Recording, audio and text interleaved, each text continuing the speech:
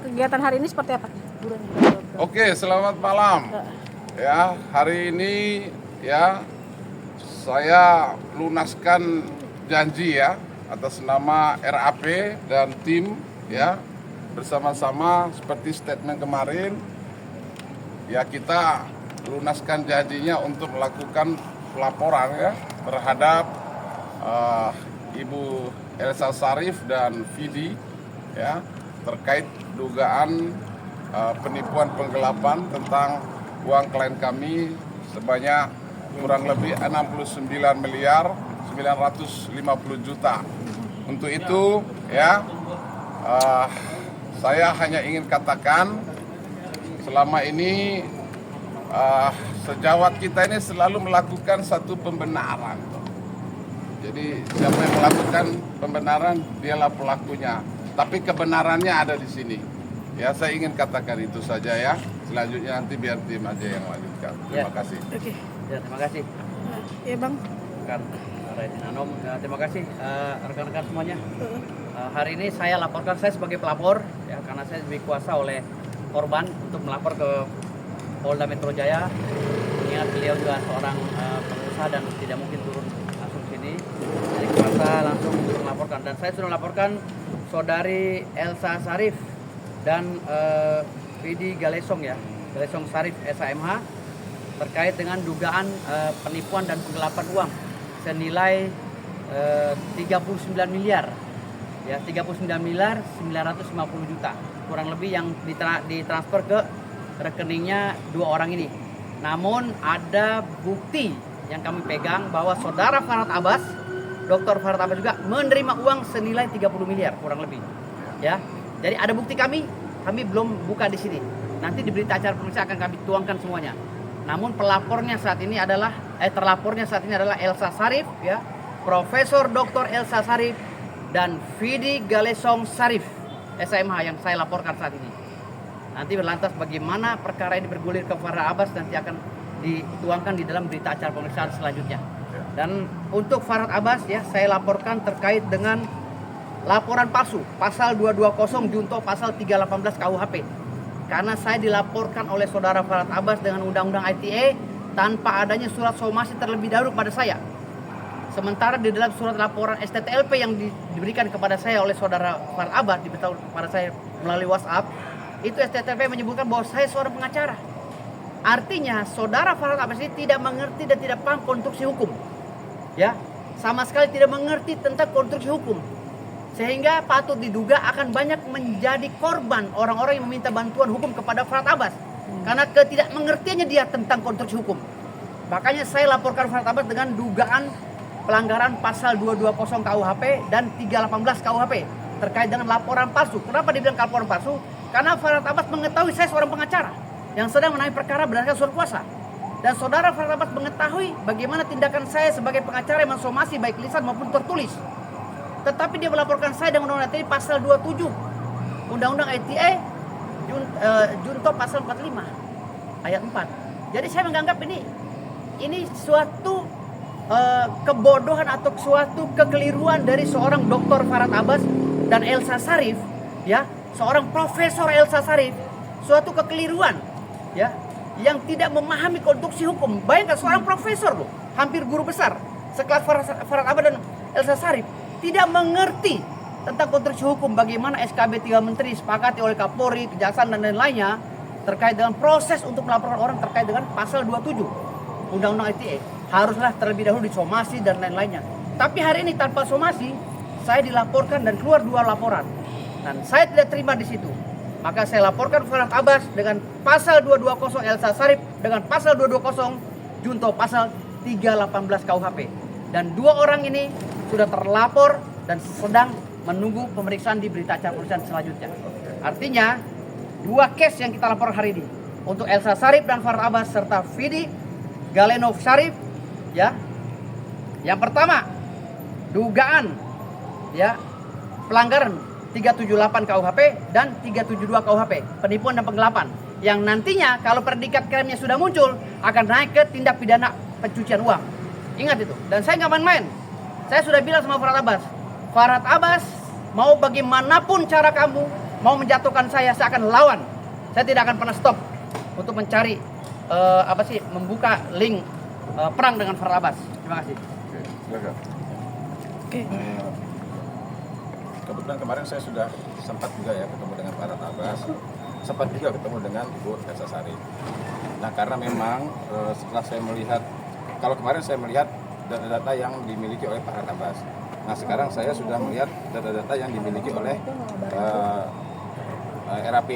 Nah memang saya melihat di sini memang ada transferan yang masuk ke rekening Bu Elsa Sharif dan juga Kidi. Nah, nanti apakah nanti Bu Elsa mengatakan bahwa ini adalah jasa hukum dan sebagainya, nanti kita tinggal buktikan di penyidikan. Ya, apakah benar uang yang masuk dalam rekening Ibu Elsa ini ada jasa hukum atau ternyata ada uang lainnya? Nanti tinggal kita adu bukti aja.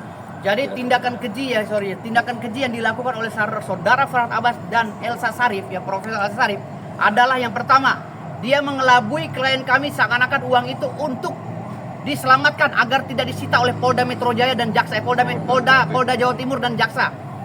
Dia bilang, hati-hati Bu, uangnya jangan simpan di rekening, nanti diambil oleh polisi dan Jaksa, lebih baik disimpan di rekening kami.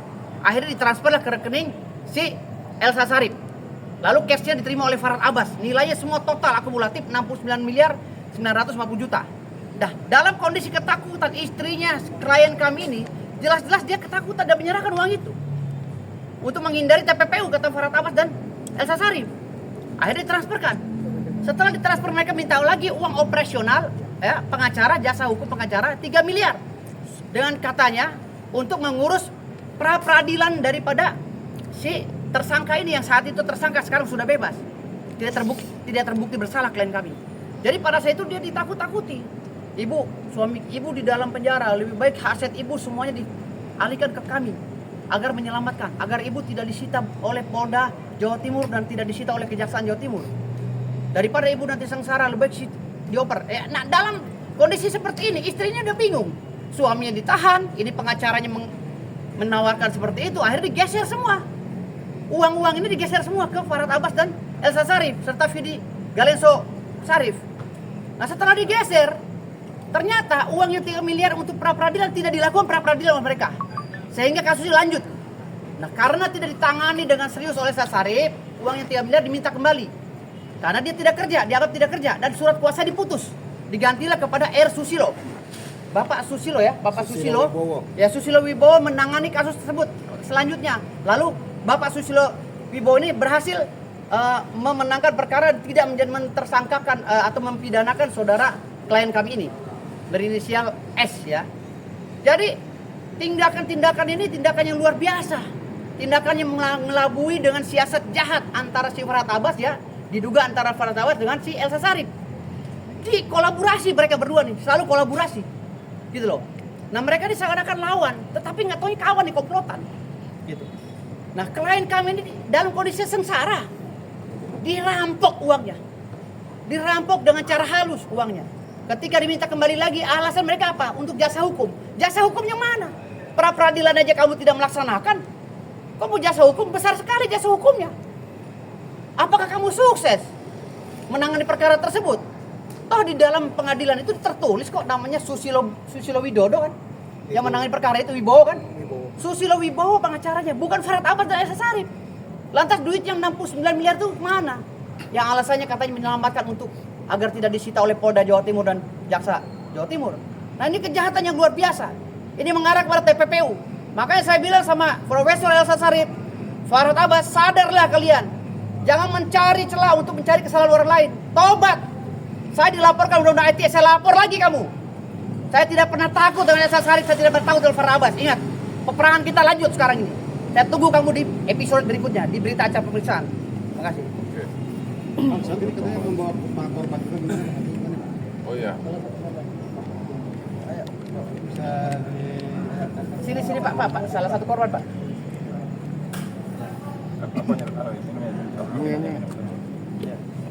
Taruh bawahnya. Ini salah satu korban. Gimana ceritanya Pak? Baiklah, sebelumnya saya ucapkan terima kasih. Saya korban dan mewakili semua teman-teman saya pada saat itu tahun 2019 itu saya sempat ikut ke sana. Saya sudah melakukan arahan kalau pada saat itu top up itu di dalam aplikasi tersebut ada yang namanya kita menginginkan satu atau rumah, bisa mobil, bisa tanah, bisa berbagai macam bentuk, macam-macam yang ada penawaran di satu aplikasi tersebut, sehingga teman-teman dan juga saya akhirnya terpincut ke sana dan melakukan top up. Nah, jadi dalam hal ini saya pribadi dan teman-teman juga merasa rugi sekali, merasa dirugikan karena tidak ada sepeser pun yang saya terima selama saya mengikuti perusahaan. Jadi gini, saya luruskan ya, maaf Pak, saya luruskan. Ini adalah korban, ya salah satu korban yang tadinya menduga bahwa klien saya, saudara S ini melakukan penipuan online. Ya, tetapi setelah disidangkan ternyata saudara S tidak melakukan dan murni bebas. Ya, setelah didampingi oleh saudara Susulibo, artinya tidak ada kaitannya lagi dengan kerugian-kerugian yang ada di online tersebut. Sudah ada putusan pengadilan ingkrah sampai PK. Ya, yang sekarang kita bicarakan adalah uangnya saudara S menjadi klien saya ini kemana dilarikan oleh Elsa Sarif dan Vidi Galesong Sarif, gitu, dan Farhad Abbas. Kemana uangnya? Itu ditekankan. Kalau itu tidak ada, maka ini sedang berlanjut. Ya. Bang, pasal berapa aja boleh diulang, Bang? Pasal-pasalnya? Pasalnya untuk Vidi Galesong Sarif dan Profesor Dr. Elsa Sarif, pasal 372 dan 378 KUHP tentang penipuan dan penggelapan yang akan mengarah ke TPPU, pencucian uang. Lalu Farhad Abbas dengan Elsa Sarif, saya laporkan atas nama saya karena telah melaporkan saya di Polda Metro Jaya. Saya laporkan kembali di Polda Metro Jaya dengan dugaan pelanggaran pasal 220 KUHP tentang laporan palsu dan pasal 318 ya KUHP ya terkait dengan laporan palsu, gitu, fitnah. Oke, Bang. Ancaman hukumannya 4 tahun ditambah 1 tahun lebih. Ya lumayan lah, ngeri-ngeri sedap. Bang, flashback kembali, Bang. Ini kerugian masing-masing dari klien Abang sendiri. Kerugian berapa? materialnya dari klien saya ini 2 orang ini suami istri. Ya, kerugian materialnya yang pertama ditransfer ke Elsa Sarif 39 miliar bersama Vidi Galesong Sarif. Ya. Itu 39 miliar. Lalu diterima cash oleh Farhad Abbas 30 miliar. Jadi totalnya materialnya 69 miliar 950 juta. Imaterialnya terserah klien saya mau nyebut berapa. Karena dari 2019 dia sudah capek, sudah berantakan, udah apa segala usahanya. Gitu. Ini kejahatan yang luar biasa. Kejahatan ekonomi yang luar biasa. Diduga dilakukan oleh Farhad Abbas dan Elsa Sarif serta Vidi Galesong. Pengakuan klien Abang memberikan cashnya di mana? Di rumah apa di salah satu? Transfer dan di rumah. Oh. Ya. Di rumah ya? Di rumah ya? Ya. Di rumah klien Abang? Di rumah klien ya. Oh. Oke, mungkin bukti-buktinya sudah dilampirkan, Bukti Bang? sudah lampirkan, makanya laporan kami terima ya. Artinya buktinya ada ya? Ada itu bukti. Ah, ya. Di atas Ini salah satunya bukti transferan. Salah satu aja. Salah satunya bukti transferan ya ke atas nama Vidi Galesong. Ini nah, Berapa itu? Jadi untuk Vidi Galesong senilai 9 miliar 950 juta. ya. Ini untuk Vidi Galesong dan untuk Pak ini Farhad Abbas. Ibu Elsa Sarif ini yang tertera 10 miliar. Begitupun juga yang lain. Nih, pokoknya total 39 miliar. Ya, ada lagi 10 Ya. miliar juga lagi. Dalih-dalih mereka itu bahwa ini uang untuk jasa hukum katanya. Yang lain-lain. Sementara di dalam perjanjian jasa hukum tidak ada dituangkan uang-uang senilai ini, 69 miliar. Jadi kalau tidak ada ya bukti dari jasa hukum, pernyataan jasa hukum senilai 69 miliar, maka kembalikan uang klien saya. Ya, jangan coba-coba merekayasa suatu perkara. Saya akan kejar Anda semua. Profesor Dr. Elsa Sarif, ya, Dr. Farhad Abbas, saya akan kejar Anda semua kalau Anda tidak mengembalikan uang klien saya. Ada batas waktu mungkin? Nggak ada batas waktu, ini sudah laporan masuk. Jadi kalau mereka ada itikat baik, masih ada mediasi, kembalikan uangnya. Kalau mereka tidak ada itikat baik, ya saya gas. Gitu. Saya sudah menerima konsekuensi apapun. Oke, Bang Henry. Oke, Ya. Bang Herwanto Ya, gimana Bang? tambahin ya, Saya boleh. tambahin dikit aja ya. Tadi karena Bang Firdaus sudah menyampaikan ada potensi ke TPPU.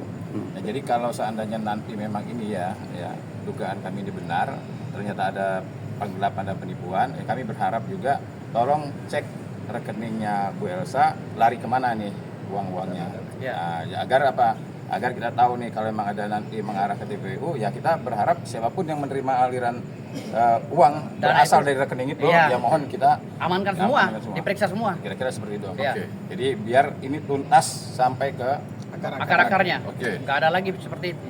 Oke, ya hari ini kami sampai malam sudah melakukan tugas pelaporan ya dari kantor hukum Raidin Anom and Partner, dan kami harap kepada Bapak Kapolri ya dan Bapak Kapolda Metro Jaya untuk segera menindaklanjuti atas laporan ini.